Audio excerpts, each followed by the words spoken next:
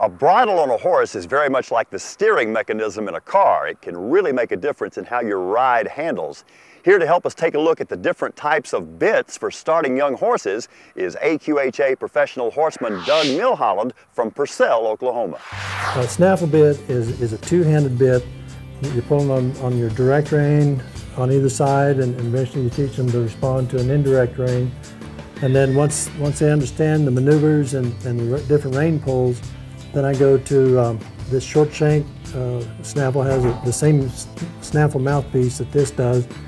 It's technically not a snaffle because it does have some leverage and a chin strap here, but it's short shank, and it's a nice transition bit to be able to get a little bit of leverage and a little bit of directional pull. And because of the short shank here, the pull is close to the point of pull at the corners of a horse's mouth there. And then once they get used to the shanks a little bit, maybe only stay in this bridle a few weeks, and then we go to a short shanked correction bit here.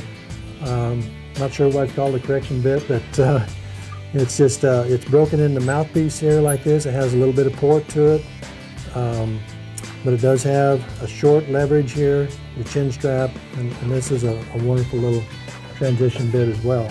The plow rein effect, like you're going to ride with a snaffle, is probably your hands are apart like this, and you're pulling left and right and that with your hands to get your plow rein effect. But as you ride with the snaffle, I still try to work my hands closer together to get that kind of control work. And then when you go to the curb bit, you're still riding with two hands, but kind of closer together here.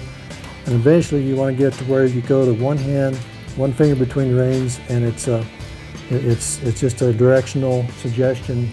But the whole key is to get a horse operating off the suggestion of what you're asking instead of being real forceful.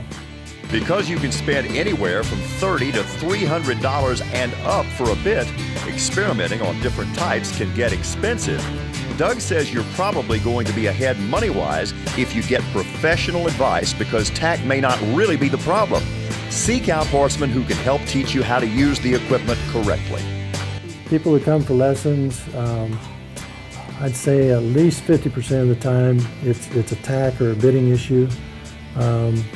But it's you can have all the bits in the world, but if you're not using the right technique with your hands and your legs, you're still defeating yourself. So it's a combination, probably 50% bits and tack, and the other 50% is technique.